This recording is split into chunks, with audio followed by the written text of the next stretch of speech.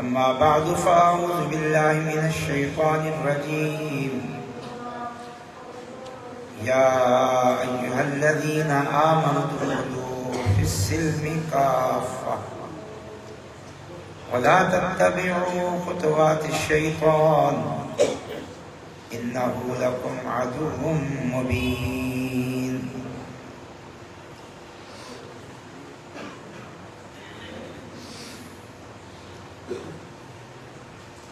مدرسہ تعلیم قرآن و سنہ نواب شاہ کی یہ سالانہ تقریب ہے.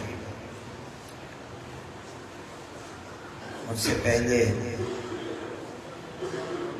محترم فضیلت الشیخ محمد جمن قنبر صاحب بڑے ہی مدلل انداز میں اور دل کی گہرائیوں سے آپ سب کو نصیحت کر رہے تھے، اور میرے بعد آج کا اصل پروگرام درس حدیث درس بخاری ہونے والا ہے. جیسے ہی فضیلت الشیخ علامہ عبداللہ ناصر رحمانی حافظہ اللہ اسٹیج پہ آئیں گے، میں اپنی گفتگو ختم کر دوں گا. اس وقت تک کے لیے مجھے کچھ گزارشات پیش کرنے کو کہا گیا ہے. سورۃ بقرہ کی ایک آیت ہے، آیت نمبر 208 آپ کے سامنے پڑھی ہے. بس اس کا معنی اور مفہوم اور اس کی روشنی میں آپ کو اور اپنے آپ کو نصیحت کرتا ہوں. اللہ تعالی حق اور سچ بات کہنے کی توفیق عطا فرمائے.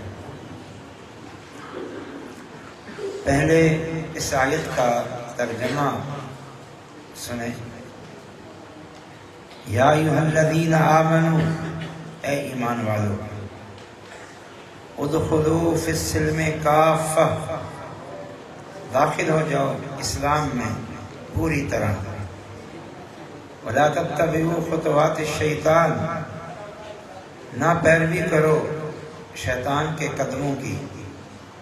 انہ لکم عدو مبین، بے شک شیطان تمہارا کھلم کھلا دشمن ہے. پہلا جملہ یا ایھا الذین آمنوا، اے ایمان والو. یہ کون کہہ رہا ہے؟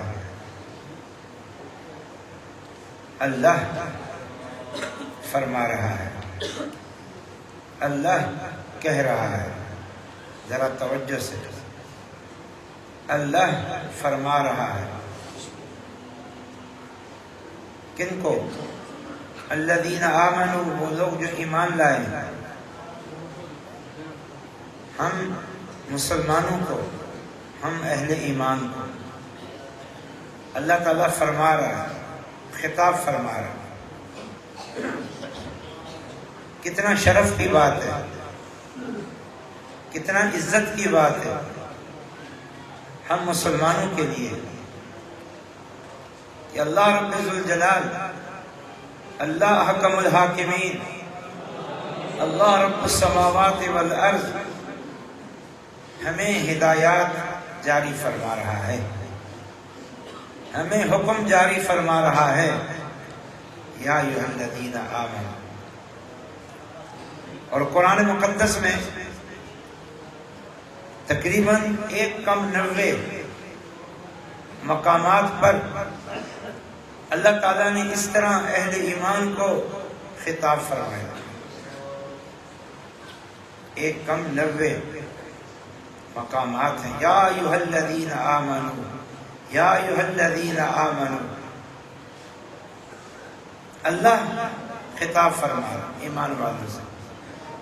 اس لیے مسلمانوں، کم سے کم قرآن کے ان جو 90 کے قریب مقامات ہیں جن میں اللہ کا خطاب ہے ہم اہل ایمان سے، انہیں ضرور پڑھو، انہیں ضرور سنو.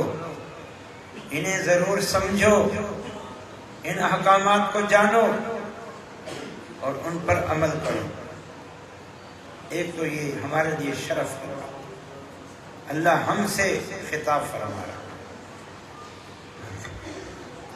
اے وہ لوگوں جو اپنے باپ کی بات کو توجہ سے سنتے ہو، اے وہ لوگوں جو اپنے استاد کی بات کو توجہ سے سنتے اور عمل کرتے ہو، اے وہ لوگوں جو اپنے وڈیرے کی بات کو سنتے اور عمل کرتے ہو،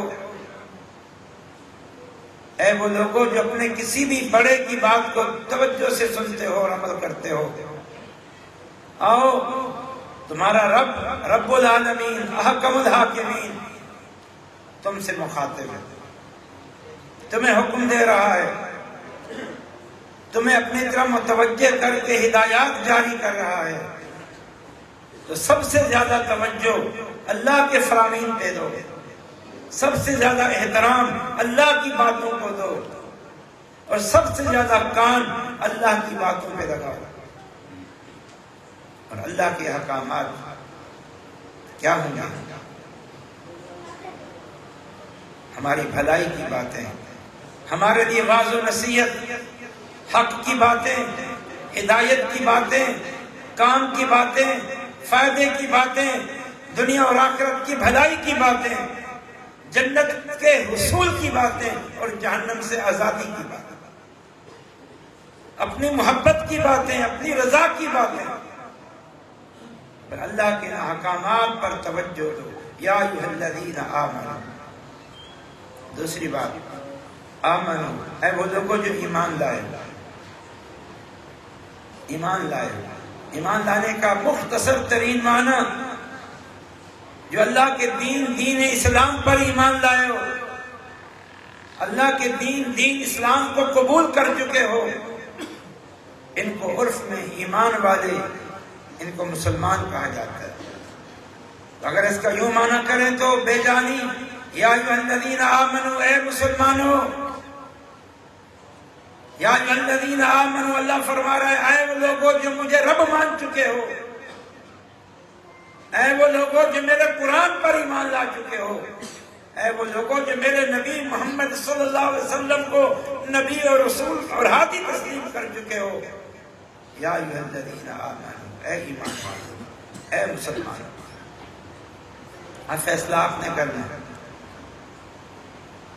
اگر میرا اور آپ کا دعویٰ ہے ہم مسلمان ہیں، ہم مومن ہیں، ہم اللہ کو ماننے والے، اللہ کے قرآن کو ماننے والے، اللہ کے نبی کو ماننے والے، اللہ کے دین کو ماننے والے ہیں، تو پھر توجہ کرو، پھر متوجہ ہو جاؤ، پھر کان لگاؤ، پھر سننے کے لیے تیار ہو جاؤ، کان لگاؤ۔ اللہ کے احکامات جب بیان ہوں تو پھر کان لگاؤ۔ وَإِذَا قُرِئَ الْقُرْآنُ فَاسْتَمِعُوا لَهُ وَأَنصِتُوا لَعَلَّكُمْ تُرْحَمُونَ۔ اللہ تعالیٰ فرماتے ہیں لوگو جب قرآن کی تم پر تلاوت ہو، جب قرآن کی تم پر قرات ہو، فَاسْتَمِعُوا لَهُ، کان لگاؤ، وَأَنصِتُوا، اور خاموش ہو جاؤ، لَعَلَّكُمْ تُرْحَمُونَ، تاکہ تم پر رحم ہو۔ یہ پہلا احترام ہے اللہ کے کلام کا، اللہ کے قرآن کا، اللہ کے دین کا۔ صحابہ کہتے ہیں جب رسول اللہ صلی اللہ علیہ وسلم کچھ بیان کر رہے ہوتے، چاہے قرآن بیان کر رہے ہوں، اپنے فرامین سنا رہے ہوں، ہمیں نصیحت کر رہے ہوں، مسئلہ بتا رہے ہوں، ایمان بتا رہے ہوں، ہماری توجہ کی، خاموشی کی، یکسوئی کی، احترام کی یہ کیفیت ہوتی تھی کأنَّ عَلَىٰ رُؤُوسِنَا الطَّيْرُ، گویا ہمارے سروں پر پرندے بیٹھے ہوئے ہیں۔ اگر ہم نے ادھر ادھر دیکھا، ہم نے ادھر ادھر جھانکا تو پرندے اڑ جائیں گے۔ یہ ہماری حالت ہوتی ہے، یہ ہماری کیفیت ہوتی ہے۔ توجہ اتنا ہوتی تھی، سننے کا جذبہ، عمل کا جذبہ، اصلاح کا جذبہ، تزکیے کے حصول کا جذبہ اس قدر ہوتا تھا کہ اللہ کے رسول صلی اللہ علیہ وسلم نصیحت فرما رہے ہوتے تھے اور صحابہ کہتے ہیں وَجِلَتْ مِنْهَا الْقُلُوبُ وَزَرَفَتْ مِنْهَا الْعُيُونُ، ہمارے دل کانپ جاتے ہیں، ہماری آنکھوں سے آنسو بہہ جاتے ہیں۔ ہم ان آنسو کو چھپانے کے لیے، اپنی سسکیوں کو روکنے کے لیے اپنے اوپر اپنا رومال، اپنی چادر، اپنا کپڑا اوڑھ لیتے اور ہم سر چھپا کے جھکا کے رونا شروع کر دیتے تھے۔ یہ احترام ہوتا، یہ احترام۔ تو آپ بھی اللہ کے ان فرامین کو اسی توجہ سے، اسی محبت سے سنیں۔ اگر دعویٰ ایمانی ہے، اللہ کو مانتے ہو، اللہ کے رسول کو مانتے ہو، اللہ کے قرآن کو مانتے ہو، تو پھر اللہ کے ان فرامین کو، اللہ کی ہدایات کو پورے انہماک سے، پوری توجہ سے سنا کرو۔ ہر خطبے کی کیفیت، ہر درس کی کیفیت وہ پیدا کرنے کی کوشش کرو جو جمعے کی کیفیت ہے۔ ٹھیک ہے، اگرچہ یہ کیفیت صرف جمعے کے ساتھ خاص ہے، لیکن تم کوشش یہ کرو کہ جب بھی اللہ رسول کی بات ہو رہی ہو اسی توجہ سے سنا کرو۔ اب دعویٰ ہے تو پھر یہ اس کا تقاضا ہے۔ ہاں، اگر دعویٰ نہیں ہے، مومن نہیں سمجھتے اپنے آپ کو، مسلمان نہیں سمجھتے، اوپر اوپر سے ایمان ہے، دکھاوے کا ایمان ہے، دل میں ایمان نہیں، دل میں اسلام نہیں، پھر جو مرضی آئے کرتے پھر۔ بلکہ سننا تو دور کی بات ہے، ایمان کا تقاضا تو یہ ہے کہ قرآن پڑھو، اللہ کا پیغام سنو، اللہ کے رسول کی حدیث کو سنو، دین کی مجلسیں قائم کرو، اس میں بیٹھو، دین سننے کا شوق ہو، اللہ کی ہدایات سننے کا شوق ہو۔ یہ پورا قرآن اللہ نے اتارا اور اللہ کے رسول صلی اللہ علیہ وسلم نے صحابہ اکرام پر پورا قرآن پڑھا۔ یتلو علیہم آیاتہ ویزکیہم ویعلمہم الکتاب والحکمہ۔ اللہ نے اپنے رسول کی ذمہ داری لگائی، ان پر قرآن پڑھیں، ان کی اصلاح کریں اور ان کو قرآن اور حکمت کی پوری طرح تعلیم دیں، تفہیم دیں، ان کو سمجھائیں۔ پھر یہ سوچ اور یہ فکر پیدا کرو۔ یہ دین کے سے تعلق کا بنیادی مرحلہ ہے، آغاز ہے، آغاز۔ یہاں سے دین کے ساتھ، اللہ کے ساتھ، رسول کے ساتھ تعلق جوڑنے کی کوشش کرو۔ یا ایھا الذین آمنوا، اے ایمان والو، ادخلوا فی السلم کافہ، داخل ہو جاؤ اسلام میں، دین اسلام میں داخل ہو جاؤ، دین اسلام میں کافۃ۔ مفسرین نے کافۃ کے دو معنی کیے ہیں۔ ایک معنی داخل ہو جاؤ تم سب کے سب، سارے کے سارے، مرد بھی عورت بھی، جوان بھی بوڑھا بھی، آجر بھی اجیر بھی، بادشاہ بھی رعایا بھی، امیر بھی غریب بھی، عربی بھی اجمی بھی، سب داخل ہو، کیونکہ سب مسلمان، سب اپنے آپ کو مسلمان کہتے ہو، سب کلمہ پڑھتے ہو، سب قیامت کو مانتے ہو، سب قرآن کو مانتے ہو، سب شریعت کو مانتے ہو، تو پھر سارے کے سارے داخل ہو۔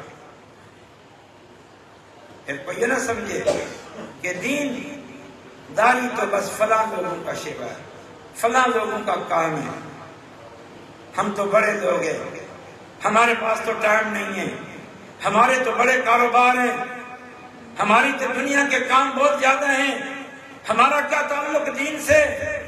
قطعاً نہیں۔ پہلی بات یہ ہے، ادخلوا فی السلم کافہ، تم سب کے سب مسلمان اگر اپنے آپ کو کہتے ہو، مومن کہتے ہو، تو سب کے سب اس اسلام میں داخل ہو جاؤ۔ لیکن آج کا ماحول کیا ہے؟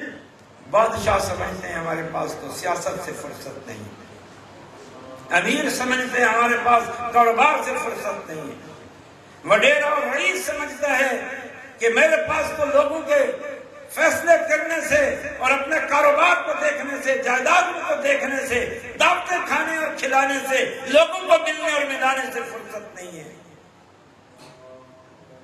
مرد سمجھتا ہے کہ میرے پاس گھر کو چلانے کے لیے، کل چلانے سے فرصت نہیں ہے۔ عورت سمجھتی ہے میرے لیے گھر کے معاملات کو چلانے سے فرصت نہیں ہے۔ ہر ایک نے بہانہ بنایا ہوا ہے، ہر ایک نے عذر تراشے ہوئے ہیں، جبکہ اللہ تعالیٰ کیا فرماتا ہے؟ یا ایھا الذین آمنوا ادخلوا فی السلم کافہ، ایمان والو سارے کے سارے داخل ہو جاؤ، کسی کو اجازت نہیں پیچھے رہنے کی۔ ہاں رخصت ہے، نرمیاں ہیں، گنجائشیں ہیں، جو ہیں وہ دے دی ہیں، جو رخصتیں ہیں وہ دے دی ہیں، لیکن دین پہ عمل ضروری ہے۔ اللہ تعالیٰ فرماتے ہیں قرآن میں، کن کی تعریف ہو رہی ہے؟ کن کی؟ رجال لا تلہیہم تجارت ولا بیع من ذکر اللہ وإقام الصلاة وإيتاء الزکاة یخافون یوما تتقلب فیہ القلوب والابصار۔ اللہ تعالیٰ کچھ لوگوں کی، کچھ مردوں کی، کچھ انسانوں کی تعریف کر رہا ہے۔ یہ کون لوگ ہیں؟ فرمایا یہ وہ مرد ہیں، یہ وہ جوان ہیں، یہ وہ لوگ ہیں تجارتیں کرتے ہیں، اس کے لیے سفر بھی کرتے ہیں، مارکیٹوں میں جاتے ہیں، دکانداریاں کرتے ہیں، ولا بیع اور خرید و فروخت کرتے ہیں، اپنی ضرورت کے لیے بازار جاتے ہیں، گھر کی ضرورت حاصل کرنے کے لیے جاتے ہیں، بیوی بچوں کے لیے ضروریات حاصل کرنے کے لیے جاتے ہیں، تجارتیں بھی کرتے ہیں، خرید و فروخت بھی کرتے ہیں، لیکن یہ تجارتیں اور یہ خرید و فروخت لا تلہیہم عن ذکر اللہ، اللہ کی یاد سے غافل نہیں کرتی یہ چیزیں۔ وإقام الصلاة، نماز قائم کرنے سے، نماز ادا کرنے سے غافل نہیں کرتی۔ وإيتاء الزکاة، زکوٰۃ ادا کرنے سے یہ تجارتیں، یہ کاروبار، یہ دنیا کے معاملات ان کو غافل نہیں کرتے، نہیں کرتے۔ یہ لوگ ہیں، اور اگر غافل ہو گئے پھر کیا ہوگا؟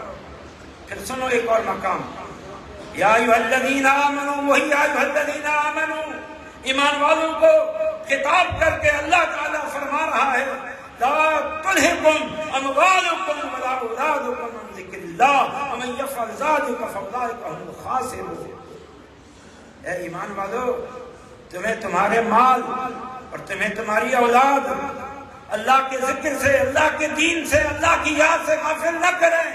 ومن یفعل ذلک، یاد رکھو کہ مال اور دولت کمانے، حاصل کرنے میں اور اپنی اولاد کی دیکھ بھال میں اور ان کی ترقی کے حصول میں اللہ کے ذکر سے، دین سے غافل ہو گیا، فاولئک هم الخاسرون۔ ہو سکتا ہے مال جمع کر لے، ہو سکتا ہے اولاد کو بڑے بڑے عہدوں پر پہنچا دے اور ان کی ترقی کو حاصل کر لے، لیکن خود اولئک هم الخاسرون، یہ خسارہ اٹھانے والا ہے، یہ گھاٹا اٹھانے والا ہے۔ دین ہاتھ سے گیا تو پھر سب کچھ ہاتھ سے چلا گیا۔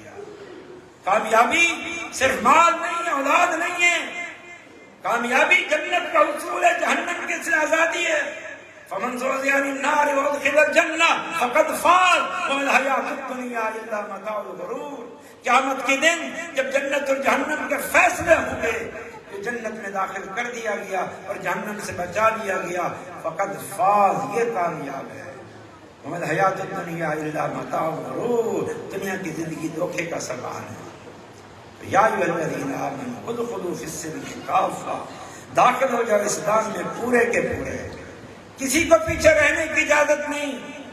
صحابہ میں سے ہر قسم کے لوگ تھے، تاجر بھی تھے، مزدور بھی تھے، مرد بھی تھے، خواتین بھی تھیں، بوڑھے بھی تھے، جوان بھی تھے، بیمار بھی تھے، ہر قسم کا طبقہ تھا، ہر قسم کے افراد تھے، اشراف بھی تھے، عام لوگ بھی تھے، لیکن سب کے سب دین پر عمل پیرا تھے، دین پر قائم تھے، دین سے محبت تھی، دین سے لگاؤ تھا، کوئی نماز سے پیچھے نہیں ہٹتا تھا، کوئی گناہوں میں پڑا ہوا نہیں تھا، کوئی برائیوں میں پڑا ہوا نہیں تھا، کوئی بے حیائی میں پڑا ہوا نہیں تھا، مسلم معاشرہ تھا، سب کے سب دین پر عمل کرتے تھے، اور سب سے پہلے، سب سے مقدم کائنات کے امام محمد الرسول اللہ صلی اللہ علیہ وسلم سے عظیم شخصیت کون ہو سکتی تھی؟ ان سے بڑھ کر مصروف کون ہو سکتے تھے؟ ان سے بڑھ کر مشغولیت کن کی ہو سکتی تھی؟ لیکن اللہ کے رسول صلی اللہ علیہ وسلم نے جو دین، جو شریعت پیش کیا، سب سے پہلے اس پر پوری طرح عمل کیا۔ فرمایا اتقاکم للہ واخشاکم لہ، لوگوں میں محمد صلی اللہ علیہ وسلم سب سے بڑا متقی اور پرہیزگار ہوں، مجھ سے بڑھ کر کوئی متقی اور پرہیزگار نہیں۔ انا اول المسلمین، میں پہلا مسلمان ہوں، میں پہلا مسلمان ہوں۔ انی وجہت وجہی للذی فطر السماوات والارض حنیفا وما انا من المشرکین ان صلاتی ونسکی ومحیای ومماتی للہ رب العالمین لا شریک لہ وبذلک امرت وانا من المسلمین۔ میں نے اپنا رخ اس ذات کی طرف کر لیا ہے جو آسمانوں اور زمینوں کا مالک ہے. میں مشرکوں میں سے نہیں ہوں. میری زندگی اللہ کے لیے، میری موت اللہ کے لیے، میری جسمانی عبادتیں اللہ کے لیے، میری مالی عبادتیں اللہ کے لیے. مجھے اسی چیز کا حکم ملا ہے اور میں اللہ کے مطیع اور فرما برداروں میں سے ہوں. تو پھر اور کون جس پر استثناء ہو؟ کسی کے لیے کوئی استثناء نہیں ہے، کسی کے لیے کوئی معافی نہیں ہے. یا ایھا الذین آمنوا ادخلوا فی السلم کافہ. ہم نے سمجھا نمازیں پڑھنا مولویوں کا کام ہے، ہم نے سمجھا مسجدوں میں آنا طلباء کا کام ہے، ہم نے یہ سمجھا ہے کہ روزے رکھنا غریبوں کا کام ہے، ہم نے یہ سمجھا ہے کہ حج کرنا صرف امیروں کا کام ہے، ہم نے یہ سمجھا ہے کہ گناہوں سے بچنا تو غریب لوگوں کا کام ہے. ہر کوئی اپنے لیے آزادیاں ڈھونڈتا ہے، آزادیاں ڈھونڈتا ہے. یہ طرز عمل غلط ہے. یا ایھا الذین آمنوا ادخلوا فی السلم کافہ. سارے کے سارے داخل ہو جاؤ. اور مفسرین نے ایک اور معنی کیا کافہ کا. اے لوگوں ایمان میں داخل ہو جاؤ کافتاً، پورے طور پر، پوری طرح، مکمل طور پر، پوری طرح داخل ہو جاؤ. پوری طرح مکمل طور پر پورے کے پورے داخل ہو جاؤ. وہ کیسے؟ پورے دین پر عمل کرو، پورے دین پر عمل کرو. وہ دین عقیدہ ہو، وہ دین عبادت ہو، وہ دین احکامات ہو، وہ دین اخلاقیات ہو، وہ عادات ہو، وہ تہذیب و تمدن ہو، وہ لباس ہو، وہ کھانا پینا ہو، شادی بیاہ ہو. ہر معاملے میں دین کی رہنمائی موجود ہے. ہر معاملے میں. جب دین کی رہنمائی ہر معاملے میں ہے تو پھر ادخلوا فی السلم کافہ، پوری طرح دین میں داخل ہو جاؤ. ادھورے نہیں، مکمل طور پر. جیسے ایک انسان پوری طرح داخل ہوتا ہے کسی گھر میں، کسی کمرے میں، کیسے داخل ہوتا ہے؟ اس کا سر بھی کمرے میں، اس کے ہاتھ بھی کمرے میں، اس کے پاؤں بھی کمرے میں، اس کا پیٹ بھی کمرے میں، سب کچھ کمرے میں. تو یہ کمرے میں داخل ہو گیا.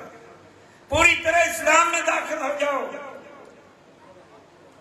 سر پر دین نافذ کرو، ہاتھوں پہ دین نافذ کرو، پیٹ میں نافذ کرو، پاؤں میں نافذ کرو، دل و دماغ پہ نافذ کرو. دین کی ایک ایک بات کو مانو، ایک ایک بات کو قبول کرو. یہ بڑی اہم نصیحت ہے. داخل ہو جاؤ دین میں پوری طرح، مکمل طور پر. ادھورے نہیں. یہ ادھورا پن پسند نہیں ہے اللہ کو. یہودیوں کی غلطیوں میں سے جو ان کی ذلت اور رسوائی کا باعث بنی، ان میں ایک بات یہ تھی کہ وہ ادھورے دین میں داخل ہوتے تھے. ادھورے دین میں داخل ہوتے تھے.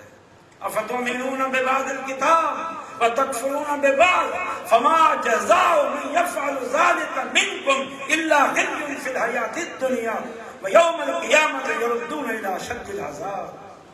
اللہ تعالیٰ نے یہودیوں کے بارے میں کہا افتؤمنون ببعض الکتاب، کیا تم ایمان لاتے ہو ہماری کتاب کے بعض حصوں پر؟ وتکفرون ببعض، اور انکار کرتے ہو ہماری کتاب کے بعض حصوں پر. یہ کرتے ہو. یہ اختیار تمہیں کس نے دیا؟ یہ اختیار کس نے دیا ہے؟ آج ہم بھی یہی کرتے ہیں جو یہود کیا کرتے تھے. کوئی کس چیز کو مانتا ہے اور کتنوں کو نہیں مانتا. کوئی فلاں چیز کو مانتا ہے اور اس کے مقابلے میں کتنوں کو چھوڑ دیتا ہے. کوئی توحید پر قائم ہے تو عبادات کا اہتمام نہیں. کوئی توحید و عبادات پر قائم ہے تو پھر اخلاقیات میں شرعی تعلیم پر عمل نہیں کرتا. کسی کا اخلاق اچھا ہے، عقیدہ اچھا نہیں. کوئی نمازیں پڑھتا ہے، اخلاق اچھا نہیں ہے. کوئی نمازیں پڑھتا ہے، تجارت شریعت کے مطابق نہیں ہے. کوئی کہاں پر فیل، کوئی کہاں پر فیل، کوئی کہاں پر فیل. کوئی سمجھتا ہے اس کی ضرورت نہیں، اس کی ضرورت نہیں، اس کی ضرورت نہیں.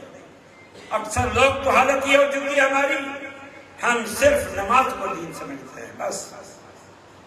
اس کے علاوہ لگتا ہے کسی چیز کو دین ہی نہیں سمجھتے. یا ایھا الذین آمنوا ادخلوا فی السلم کافہ. اللہ فرماتے ہیں ایمان والو داخل ہو جاؤ اسلام میں پوری طرح، مکمل طور پر. تو یہ تو یہودیوں کا مذہب تھا. ادھورے دین پر عمل، بعض حصوں پر عمل. یہ مانتا ہوں، یہ نہیں مانتا. اللہ تعالیٰ نے کیا مذمت بیان فرمائی؟ افتؤمنون ببعض الکتاب. یہ تم کیسے لوگ ہو؟ اپنی کتاب کو اللہ کی کتاب کہتے ہو، تورات کو اللہ کا دین کہتے ہو، شریعت کہتے ہو، اپنے لیے رہنما کتاب کہتے ہو، لیکن جب عمل کی باری آتی ہے افتؤمنون ببعض الکتاب وتکفرون ببعض، کچھ حصے پر ایمان لاتے ہو، قبول کرتے ہو، عمل کرتے ہو، کچھ حصے کو چھوڑ دیتے ہو۔ اب وعید سنو، وعید کیا ہے؟ فرمایا وعید یہ ہے کہ دنیا کی زندگی میں تمہارے لیے رسوائی ہے، اور جب قیامت کا دن ہوگا تو سخت اور شدید عذاب میں تم مبتلا کیے جاؤ گے۔ آج جیسے شیخ جمن صاحب بتا رہے تھے گناہوں کے عذاب جو ہم پر مسلط ہیں، تو اللہ تعالیٰ نے فرمایا اگر یہ طرز عمل اختیار کرو گے تو ذلت تمہارا مقدر ہوگا۔ یہ ذلت یہودیوں کا بھی مقدر ہے۔ آج دنیا میں ملعون ترین قوم ہے وہ، کوئی بھی دل سے ان سے محبت نہیں کرتا، سب ان پر لعنت بھیجتے ہیں، پھٹکار بھیجتے ہیں، اور دل میں ان کو برا سمجھتے ہیں۔ اگرچہ اسلام دشمنی میں عالمی قوتیں ان کی مدد کرتی ہیں، ان کی سرپرستی کرتی ہیں، لیکن ساری دنیا کے دلوں میں سب سے بڑا بغض اگر ہے وہ یہودیوں کے لیے ہے۔ ذلت اور رسوائی ان کا مقدر ہے۔ اللہ تعالیٰ نے فرمایا ضربت علیہم الذلۃ والمسکنۃ وباؤوا بغضب من اللہ، ان پر ذلت مسلط ہو گئی، اللہ کے غضب کے مستحق بنے۔ ذالک بما عصوا وکانوا یعتدون، یہ معصیت کیا کرتے تھے، حد سے تجاوز کیا کرتے تھے۔ اللہ تعالیٰ نے ان کی مذمت کی کہ تم کیسے قوم ہو، تورات کو مانتے ہو، اللہ کی کتاب ہے، دین ہے، شریعت ہے، ہمارے لیے ہدایت ہے، رہنمائی کی کتاب ہے، اور حالت تمہاری یہ ہے افتؤمنون ببعض الکتاب وتکفرون ببعض۔ تو دین پر پورا عمل کرنا ہے، پوری طرح عمل کرنا ہے۔ دین کے بنیادی معاملات کیا ہیں، بنیادی باتیں کیا ہیں؟ نمبر 1 عقیدہ، ایمان، نمبر 2 اللہ کی عبادت، نمبر 3 معاملات جن کو ہم احکامات دین کہتے ہیں، احکامات، اور نمبر 4 اخلاقیات جس میں عادات، تہذیب، تمدن، کلچر، یہ سب کچھ آ جاتا ہے، یہ دین کا خلاصہ ہے۔ تو اے مسلمانوں، تم نے عقیدہ بھی قرآن سے لینا ہے، اس کو اختیار کرنا ہے۔ قرآن میں جو عبادات ہے، دین میں جو عبادات ہے، ان کو بھی اپنانا ہے تم نے۔ دین میں جو احکامات اور معاملات ہیں ان کو بھی تم نے اختیار کرنا ہے، اور دین میں جو اخلاقیات کی تعلیم ہے اس کو بھی تم نے اختیار کرنا ہے۔ تمہاری کوئی مرضی نہیں ہے۔ اسلام کا معنی استسلام ہے، جس کا معنی ہے جھک جانا، مطیع ہو جانا، فرما بردار ہو جانا، مان جانا، تسلیم کر لینا۔ اسلام تو استسلام ہے، مطیع ہو جانا اور جھک جانے کا۔ جیسا کہ اللہ تعالیٰ نے ابراہیم علیہ السلام سے کہا تھا اسلم، اے ابراہیم میرے مطیع ہو جاؤ، میرے فرما بردار ہو جاؤ۔ کیا کہا ابراہیم نے؟ اسلمت لرب العالمین، میں رب العالمین کا مطیع ہوں، فرما بردار ہوں، جھکتا ہوں، اور جھک گئے۔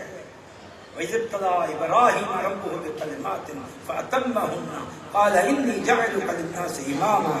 اللہ تعالیٰ نے پھر ابراہیم علیہ السلام کو آزمایا احکامات کے ذریعے، آزمائشوں کے ذریعے، فَأَتَمَّهُنَّ، ہر آزمائش پہ پورا اترے، ہر حکم کو قبول کیا، ہر آزمائش پہ پورا اترے۔ ہجرت کرنی پڑی تو کر دی، ہجرت کرنی پڑی تو کر دی، ماں باپ کو چھوڑنا پڑا تو چھوڑ دیا، آگ میں گرایا گیا تو تیار ہو گئے، حق سے پیچھے نہیں ہٹے۔ جو آزمایا گیا وہ قبول کرتے چلے گئے، جو آزمائشیں آئی قبول کی۔ اپنے بیٹے کو ذبح کرنے کا حکم ملا تو تیار ہو گئے۔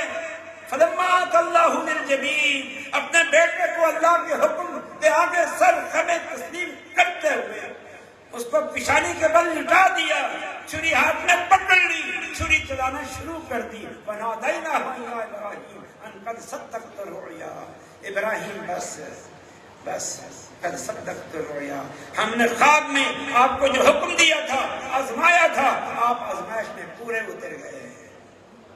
پھر حکم ملا اے ابراہیم اپنے بیٹے اسماعیل اور اپنی بیوی ہاجرہ کو لے کے سرزمین عرب کے صحرا میں جاؤ، آج جہاں مکہ ہے، جہاں بیت اللہ ہے، وہاں جاؤ، وہاں میرے گھر کی بنیادیں ہیں۔ آدم علیہ السلام نے جن بنیادوں کی تعمیر کی تھی وہ بنیادیں مٹ چکی ہیں، وہاں جاؤ اور جا کر میرے گھر کی بنیادوں کو دوبارہ زندہ کر کے میرا گھر تعمیر کرو۔ بیوی اور بچے کو لے کے آ گئے جنگل بیاباں، کوئی سایہ نہیں، کوئی پانی نہیں، کوئی درخت نہیں، کوئی گھر نہیں، کھلا میدان، صحرا، دھوپ ہی دھوپ، پانی تک بھی نہیں ہے، درخت تک بھی نہیں ہے، اف تک بھی نہیں کی، چون و چرا نہیں کی، اعتراض نہیں کیا کہ یا اللہ یہاں تو کچھ بھی نہیں ہے، یہاں تو کچھ بھی نہیں ہے۔ اپنی بیوی کو چھوڑا، اپنے بچے کو چھوڑا، واپس فلسطین جانے کے لیے کہ وہاں جا کر دعوت و تبلیغ کے معاملات کو دیکھوں، پھر واپس آؤں گا، پھر یہاں پر گھر کی بیت اللہ کی تعمیر کروں گا۔ جانے لگے، کچھ کھجوریں دیں، پانی کی چھوٹی سی تھیلی دی کہ ان کے ساتھ یہاں گزارا کرو۔ جب جانے لگے تو بیوی نے پوچھا ابراہیم کہاں جا رہے ہو؟ ہمیں یہاں چھوڑ کے کہاں جا رہے ہو؟ خاموش تھے، پیچھے مڑ کے بھی نہیں دیکھا، کوئی جواب نہیں دیا، آگے قدم بڑھتے جا رہے ہیں۔ آخر بیوی نے پوچھا کہ اللہ کا امر ہے، کیا اللہ کا حکم ہے؟ اللہ کے امر اور اللہ کے حکم پر ہمیں چھوڑ کے جا رہے ہو؟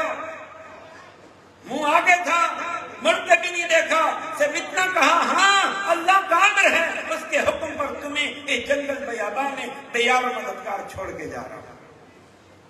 بیوی نے جو جواب دیا، سونے کے پانی سے لکھنے کے قابل، اذن لا یضیعن اللہ، اگر یہ بات ہے اللہ کے حکم سے ہمیں چھوڑ کے جا رہے ہیں تو لا یضیعن اللہ، اللہ ہمیں ضائع نہیں کرے گا۔ اور پھر اللہ نے ضائع نہیں کیا، پانی کا انتظام ہو گیا، زمزم کا کنواں نکل آیا، پانی کو دیکھ کر قافلوں نے آنا شروع کر دیا، شہر آباد ہونا شروع ہو گیا، آبادی ہو گئی، کھانے پینے کا انتظام ہو گیا۔ یاد رکھو جو لوگ اللہ کے فرما بردار بنتے ہیں اللہ ان کو ضائع نہیں کرتا، بلکہ اللہ ان کا مددگار بنتا ہے۔ من یتق اللہ یجعل لہ مخرجا ویرزقہ من حیث لا یحتسب، اگر تم اللہ سے ڈر جاؤ گے، تقویٰ کو اختیار کرو گے، اللہ تعالیٰ تمہاری مشکلات کو آسان کرے گا، تمہیں وسیع روزی دے گا، یجعل لہ من امرہ یسرا، اللہ تعالیٰ تمہارے معاملات میں آسانی فرمائے گا۔ تو پھر یہ بن جاؤ ادخلوا فی السلم کافہ، داخل ہو جاؤ اسلام میں پورے کے پورے، پوری طرح، مکمل طور پر۔ آپ سوچیں، غور کریں اللہ کے اس حکم پر۔ آپ نمازیں پوری پڑھتے ہیں، ہم تو ایک عمل بھی پورا نہیں کرتے، نمازیں پڑھتے ہیں پوری نہیں ہیں، زکوٰۃ دیتے ہیں پوری نہیں ہیں، اخلاق سب کے ساتھ اچھا نہیں ہے، حلال و حرام کی صحیح معنوں میں تمیز نہیں ہے، اور ہم کچھ معاملات کو کہتے ہیں یہ تو دین ہی نہیں ہے، ان پر تو عمل کی ضرورت ہی نہیں ہے۔ اللہ بخشنے والا ہے، اللہ مہربان ہے، یہ کہہ کے ہم نے کتنے دینی مسائل کو چھوڑ دیا ہے۔ کتنے مسائل ہیں، میں گننے لگ جاؤں تو رات ہو جائے، جن کو ہم نے چھوڑ رکھا ہے، ان کی پرواہ نہیں کرتے، لگتا ہے وہ دین ہی نہیں ہے، لگتا ہے وہ شریعت ہی نہیں ہے۔ اللہ کے بندو، یا ایھا الذین آمنوا، اپنے دین کو بچاؤ، شریعت کو بچاؤ، دین کو زندہ کرو، اپنے نبی کی سنت کو زندہ کرو، اسلام کو زندہ کرو، اسلام کو مٹنے نہ دو، اسلام کو بکھرنے نہ دو، اسلام کو تبدیل نہ ہونے دو۔ اور اس میں ایک اور نقطہ ہے، یا ایھا الذین آمنوا ادخلوا فی السلم، اے ایمان والو دین میں داخل ہو جاؤ، دین میں داخل ہونا ہے، بدعات میں داخل نہیں ہونا، شرکیات میں داخل نہیں ہونا، خرافات میں داخل نہیں ہونا، دین پر عمل کرنا ہے، بدعات کو نہیں اپنانا، شرک کو نہیں اپنانا، خرافات کو نہیں اپنانا، دین کو اپنانا ہے۔ آج کچھ لوگ داخل ہوتے ہیں، عمل کرتے ہیں، محنت کرتے ہیں، لیکن ان کا وہ عمل دین نہیں ہے، ان کا وہ عمل شریعت نہیں ہے، ان کا وہ عمل رسول اللہ صلی اللہ علیہ وسلم کی تعلیم کے مطابق نہیں ہے، خواہشات نفس کے مطابق عمل ہے، قوم برادری کے طریقوں کے مطابق عمل ہے، ذاتی پسند و ناپسند پر عمل ہے، دیکھا دیکھی کا عمل ہے، دین کو بگاڑ رہے ہیں، سمجھ رہے ہم دین پر عمل کر رہے ہیں، شرک سے مبتلا ہو کے اللہ کے غضب کو دعوت دے رہے ہیں، سمجھ رہے ہیں کہ ہم اللہ کی رضا کو حاصل کر رہے ہیں، تو یہ بھی نہیں ہونا چاہیے۔ اللہ تعالیٰ کا ارشاد ہے قل ان کنتم تحبون اللہ فاتبعونی یحببکم اللہ، اگر تمہیں اللہ سے محبت ہے تو میرے نبی کی اتباع کرو۔ کہیں فرمایا لقد کان لکم فی رسول اللہ اسوۃ حسنہ لمن کان یرجو اللہ والیوم الآخر وذکر اللہ کثیرا۔ اللہ سے ملاقات چاہتے ہو قیامت کے دن، اچھی ملاقات ہو جائے، محبت بھری ملاقات ہو جائے، اللہ کی طرف سے رحمتوں اور شفقتوں کا اظہار ہو، محبت کا اظہار ہو، یہ ملاقات چاہتے ہو، قیامت کے دن کی بھلائی کامیابی کامرانی چاہتے ہو، دنیا کی زندگی میں رب کا ذکر اس کی عبادت کرنا چاہتے ہو، تو آؤ پھر تمہیں کیا کرنا ہے؟ لقد کان لکم فی رسول اللہ اسوۃ حسنہ، تمہارے لیے ہمارے نبی صلی اللہ علیہ وسلم کی زندگی بہترین نمونہ ہے، یہ بھی یاد رکھو۔ آج کچھ لوگ ہیں عمل کا جذبہ ہے ان میں، محنت بھی کرتے ہیں، لیکن وہ محنت بدعات میں ہے، خرافات میں ہے۔ امام ایوب السختیانی کا قول ہے کل من ازداد بدعتا اجتہادا ازداد عن اللہ بعدا، جو بدعتی شخص جس قدر بدعت میں آگے بڑھتا چلا جائے گا، بدعت میں محنت کر کے آگے بڑھتا چلا جائے گا، اتنا ہی وہ اللہ سے دور ہوتا چلا جائے گا، اللہ کی رحمت سے دور ہوتا چلا جائے گا۔ تو اللہ کی اگر رحمت چاہیے، دین پر عمل کرنا ہے تو پھر دین پر عمل کرو، دین کے نام پر کچھ سادہ طریقوں پر نہیں۔ رسول اللہ صلی اللہ علیہ وسلم کہا کرتے تھے شر الامور محدثاتها، لوگوں سب سے بدترین کام وہ ہیں جن کو گھڑ دیا جائے، خود ایجاد کر لیا جائے۔ کل محدثۃ بدعہ، سارے نئے کام کھڑے ہوئے ایجاد کرتے ہوئے بدعت ہے، وکل بدعۃ ضلالہ، ہر بدعت گمراہی ہے، وکل ضلالۃ فی النار، ہر گمراہی جہنم تک جائے گی۔ تو پھر عمل اور محنت کے نام پر بدعات کا بازار گرم نہ کرو، فضولیات میں نہ پڑو، بلکہ صحیح معنوں میں دین اسلام کو اپناؤ۔ یا ایھا الذین آمنوا ادخلوا فی السلم، اسلام میں داخل ہو جاؤ۔ اسلام کیا ہے؟ شریعت محمدی۔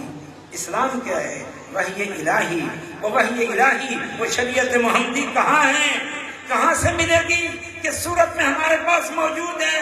جس کو ہم سب نے اپنانا ہے، جس میں ہم سب نے داخل ہونا ہے، جس کی ایک ایک چیز پر ہم نے عمل کرنا ہے، وہ کہاں سے ملے گی؟ وہ تو قرآن حدیث کی صورت میں ہے۔ اسلام تو قرآن حدیث کی صورت میں ہے۔ الیوم اکملت لکم دینکم واتممت علیکم نعمتی ورضیت لکم الاسلام دینا۔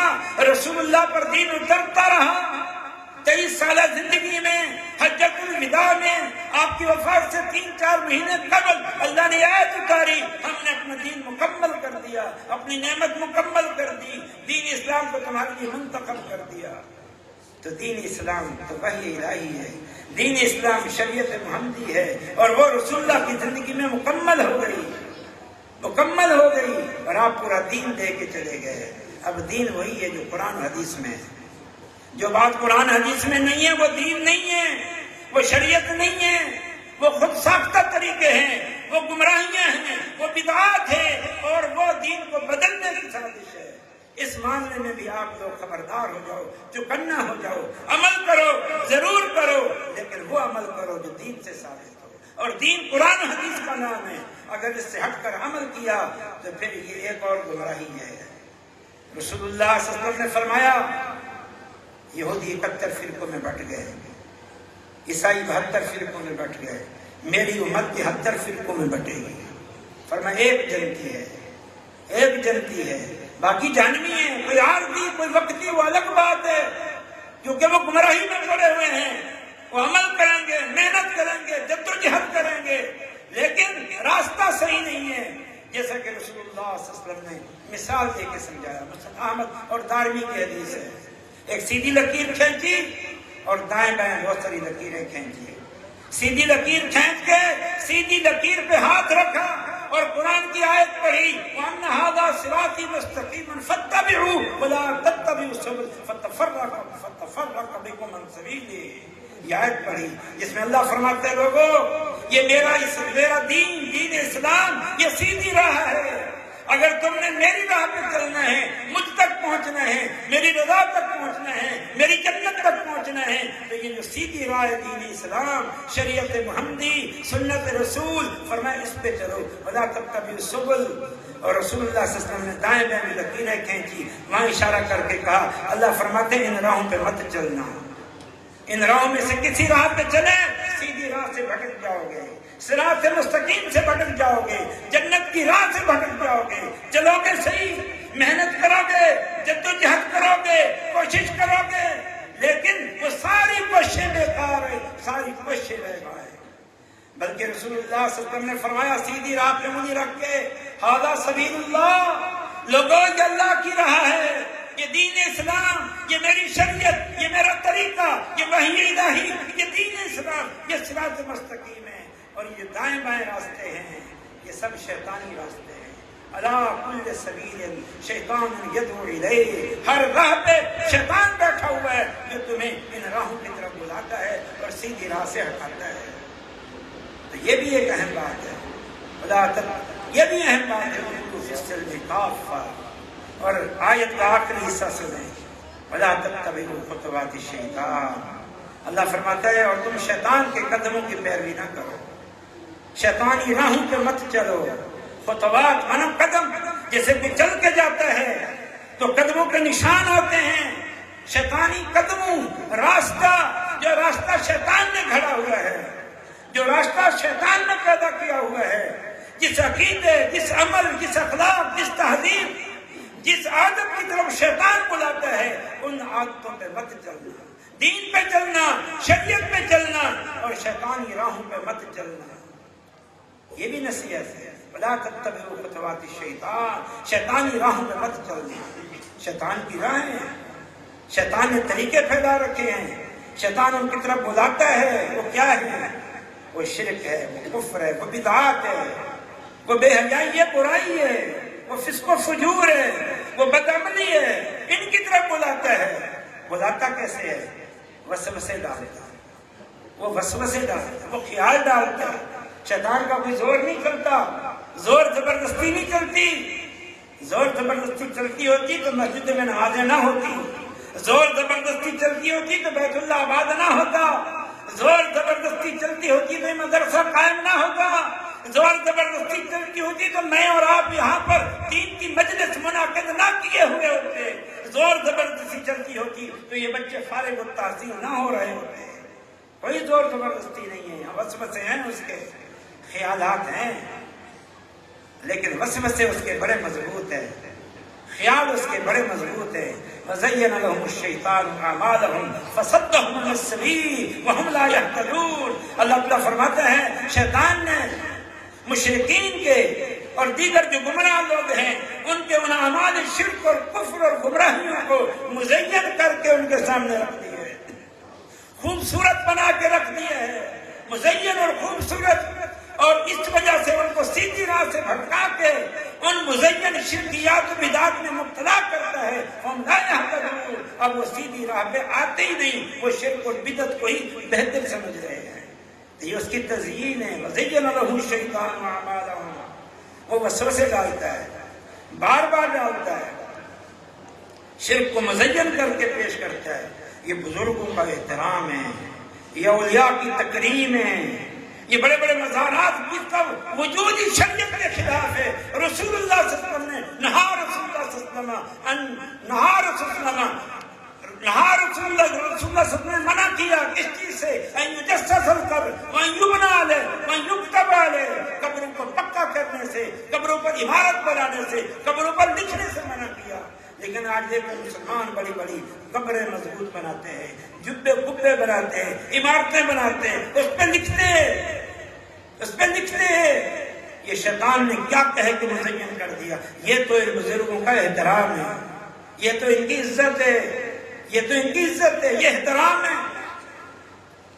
آپ دیکھیں گھوڑوں کی پوجا ہو رہی ہے، تازیوں کی پوجا ہو رہی ہے، ان سے منتیں مانی جا رہی ہیں، اور شیطان نے کیا مزین کر دیا ہے؟ یہ حسین رضی اللہ تعالیٰ عنہ کا احترام ہے، یہ ان کی عزت و تکریم ہے، ان کے نام کی نظر نیاز ہے تاکہ وہ ہمارے کی سفارش کریں، وہ ہم سے راضی ہوں۔ حالانکہ صریح شرک ہے، اللہ حاضر کیا۔ یہ بدعات کا راستہ کیا ہے؟ یہ شیطان نے مزین کر دیا ہے، اس کو دین بنا کے رکھ دیا ہے، شریعت بنا کے رکھ دیا ہے۔ بدعات بدعات کو نیکی بنا کے رکھ دیا ہے وہ بدعات جس کے بارے میں رسول اللہ صلی اللہ علیہ وسلم نے فرمایا کل محدثۃ بدعۃ وکل بدعۃ ضلالہ وکل ضلالۃ فی النار، ہر نیا کام بدعت، ہر بدعت گمراہی، اور ہر گمراہی انسان کو جہنم تک لے جاتی ہے، لیکن شیطان نے اسے مزین بنا دیا، چھوڑتے ہی نہیں لوگ۔ بلکہ ایک حدیث میں ہے، ایک حدیث نہیں، امام سفیان ثوری کا قول ہے البدعۃ احب للشیطان من المعصیہ، بدعت کا کام، یہ دین میں اضافہ، دین میں تبدیلی، دین میں نیا کام، یہ شیطان کو گناہوں سے زیادہ محبوب ہے۔ ایک بندہ گناہوں میں پڑا ہوا ہے، زانی ہے، شرابی ہے، چور ہے، ڈاکو ہے، اس کے مقابلے میں اسے وہ بندہ زیادہ پسند ہے جو کسی بدعت میں مبتلا ہے، خود ساختہ طریقے گھڑتا ہے، دین محمدی کو تبدیل کرتا ہے، وہ شیطان کو زیادہ محبوب ہے، زیادہ پسند ہے۔ اس لیے میرے بھائیو ولا تتبعوا خطوات الشیطان، شیطان کے طریقوں کی پیروی نہیں کرنا۔ ہمیں کیسے پتہ چلے گا شیطان کا طریقہ کیا ہے، شیطانی عمل کیا ہے، شیطانی کام کیا ہے؟ سیدھی سی بات ہے، ہر وہ بات جو کتاب و سنت کے خلاف ہے، ہر وہ بات جو کتاب و سنت کے خلاف ہے، سنت کے خلاف ہے، شریعت محمدی کے خلاف ہے، رسول اللہ کے طریقے کے خلاف ہے، وہ بدعت ہے، وہ شیطانی کام ہے، وہ شیطان نے مزین کیا ہے۔ اس کے علاوہ ہمارے پاس شیطانی طریقوں کو پہچاننے کا کوئی طریقہ نہیں ہے۔ ادخلوا فی السلم کافہ، اسلام میں داخل ہو جاؤ، عمل کرو، لیکن عمل کیا ہو؟ شریعت کے مطابق ہو، وہ عمل شیطانی وسوسوں پر عمل نہ ہو، شیطان کی باتوں میں نہ آنا۔ شیطان مزین کر کے عمل پیش کرتا ہے، اور یہ شیطان کو بڑی اللہ نے آزمائش کے طور پر یہ قوت دی ہے، وہ خیال ڈالتا ہے، بڑی قوت دی ہے۔ اور شیطان کیا ہے؟ کیوں اس کے طریقوں پر چلنے سے اللہ روک رہا ہے؟ کیوں فرما رہے ہیں اس کے قدموں کی پیروی نہ کرو؟ آگے سنو، وہ بھی ہمارے فائدے کے لیے۔ انہ لکم عدو مبین، شیطان تمہارا کھلم کھلا دشمن ہے، واضح دشمن ہے، کھلم کھلا دشمن ہے۔ ایک مقام پہ اللہ تعالیٰ نے فرمایا ان الشیطان لکم عدو فاتخذوہ عدوا، لوگوں شیطان تمہارا دشمن ہے، اسے دشمن بناؤ، اسے دشمن سمجھو، دشمن بناؤ۔ اب دشمنوں کے ساتھ کیا سلوک ہوتا ہے؟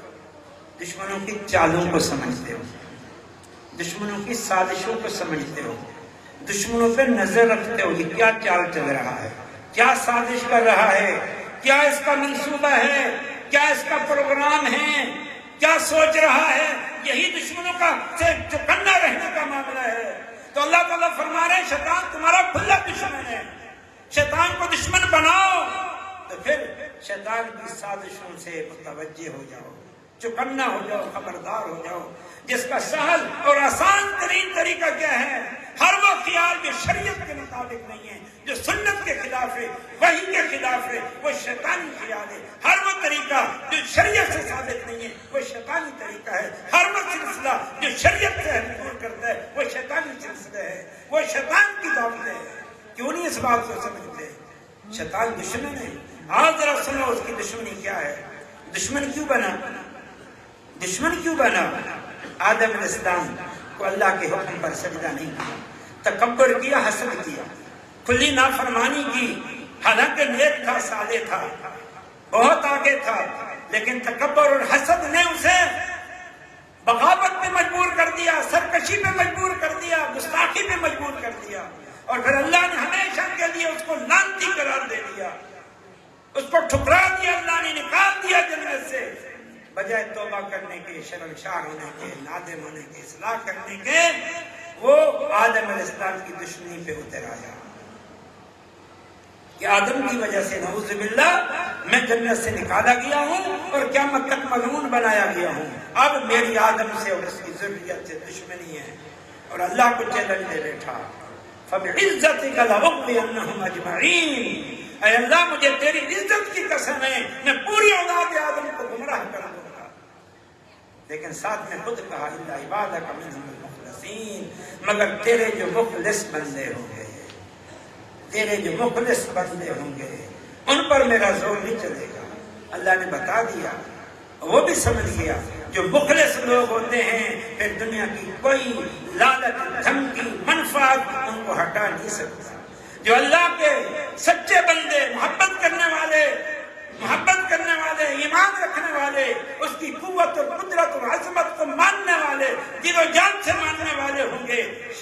شیطان کے وسوسے اور شیطان کے سارے ہتھکنڈے ناکام ہو جائیں گے۔ آج ہیں ایسے لوگ، آپ کو 5 وقت نمازی بھی ملیں گے،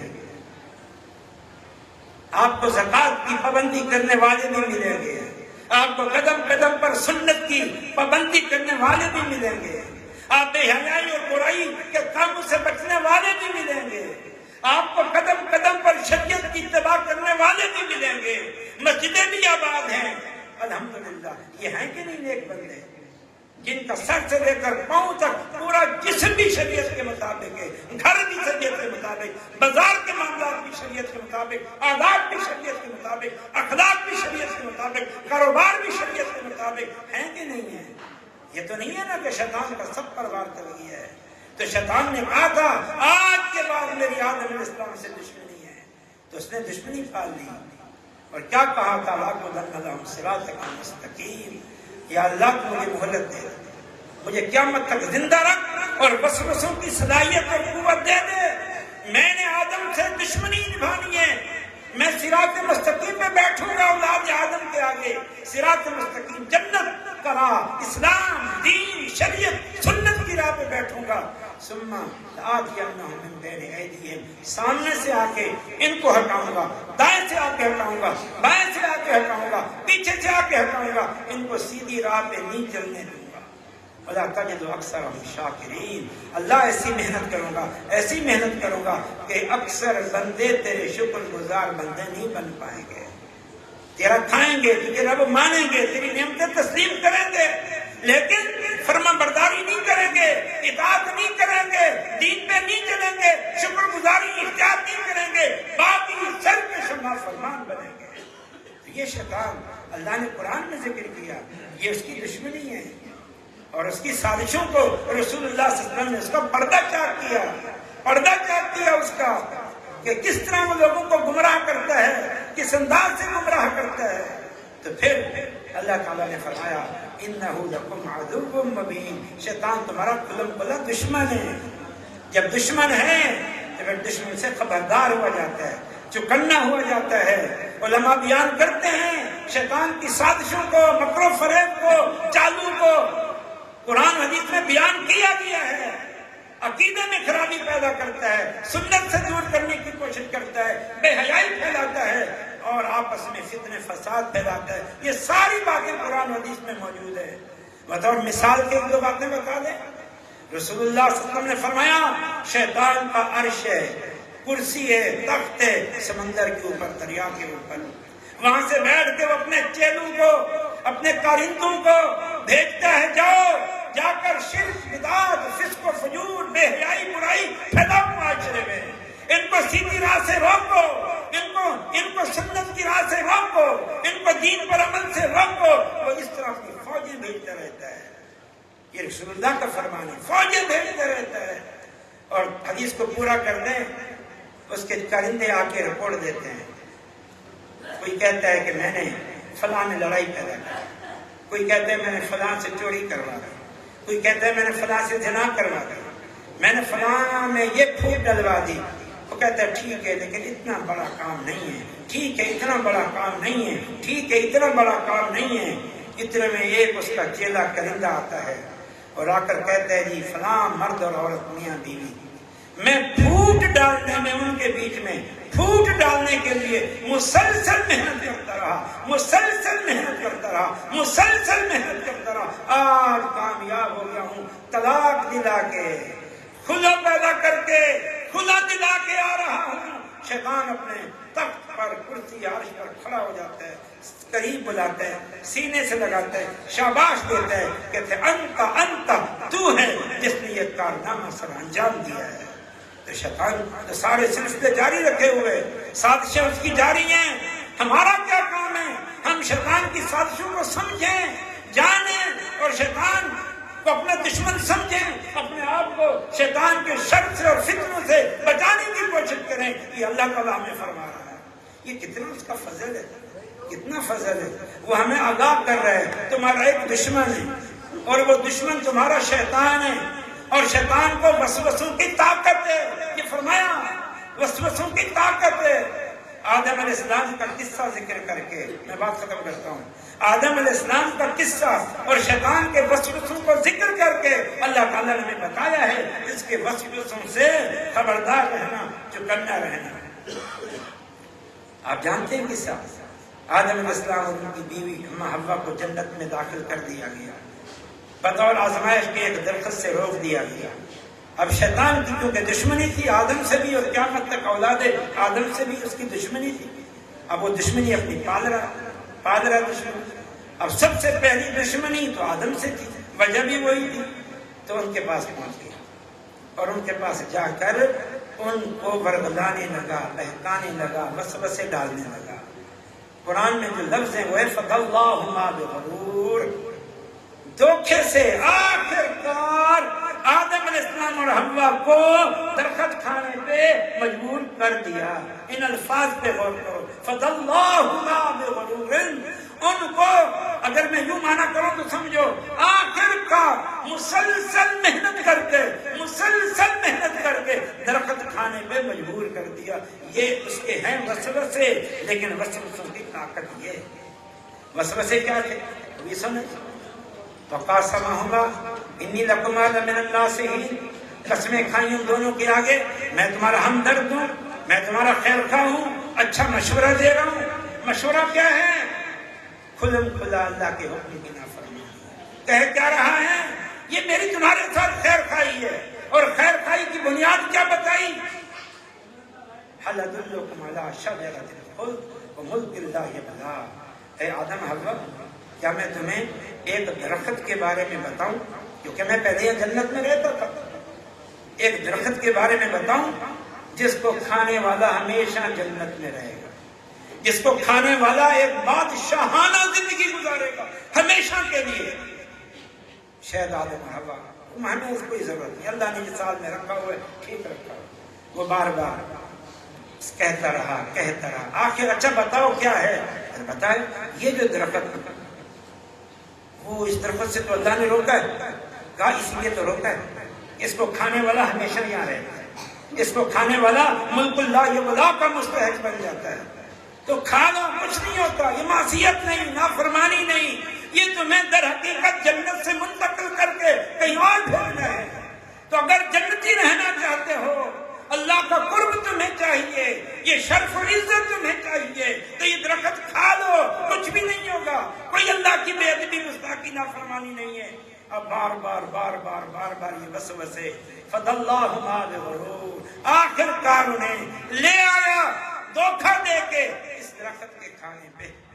اور اللہ تعالیٰ نے شیطان کے ناموں میں سے ایک نام الغرور بھی رکھا ہے. لا تغرنکم الحیات الدنیا ولا یغرنکم باللہ الغرور.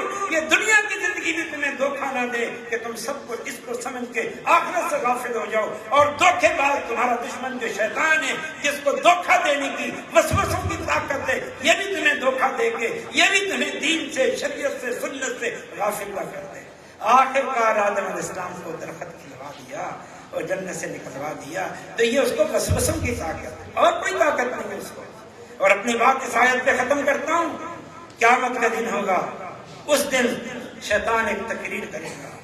ہم جیسے نالائقوں کو ڈانٹ پلائے گا جو آج شیطانی وسوسوں کو قبول کیے بیٹھے ہیں، دین سے دور ہے، توحید سے دور ہے، سنت سے دور ہے، شریعت سے دور ہے. وقال الشیطان لما قضی الامر ان اللہ وعدکم وعد الحق ووعدتکم فاخلفتکم وما كان لي عليكم من سلطان الا ان دعوتكم فاستجبتم لي فلوموا انفسكم ولا تلوموني ولوموا انفسكم. قیامت کے دن جو فیصلے ہو جائیں گے، یہ جنتی ہے، جہنمی ہے.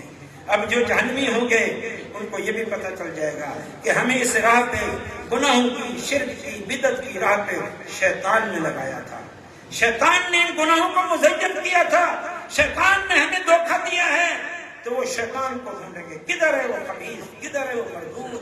ہمیں نظر آئے ہم اس کے ساتھ یہ سلوک کریں گے، زندہ نہیں چھوڑیں گے، زمین میں گاڑ دیں گے، برا بھلا کہہ رہے ہوں گے. اب شیطان دور سے کھڑا ہے، یہ ساری غصہ سن رہا ہے.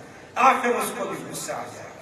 میدان محشر میں جو کہے گا وقال الشیطان لما قضی الامر ان اللہ وعدکم وعد الحق. وہ ظالمو، اللہ نے تم سے سچے وعدے کیے تھے اپنے قرآن کے ذریعے، اپنے نبی کے ذریعے، سچے وعدے کہ دین پر عمل، شریعت پر عمل، توحید پر عمل، سنت پر عمل کے بدلے میں جنت ہے، یہ سیدھی راہ ہے، اس سے تم جنت میں پہنچو گے۔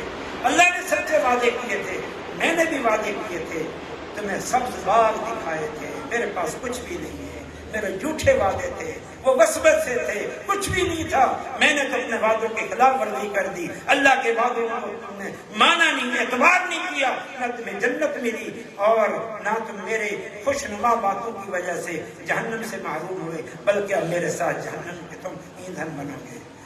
اور کیا فرمایا؟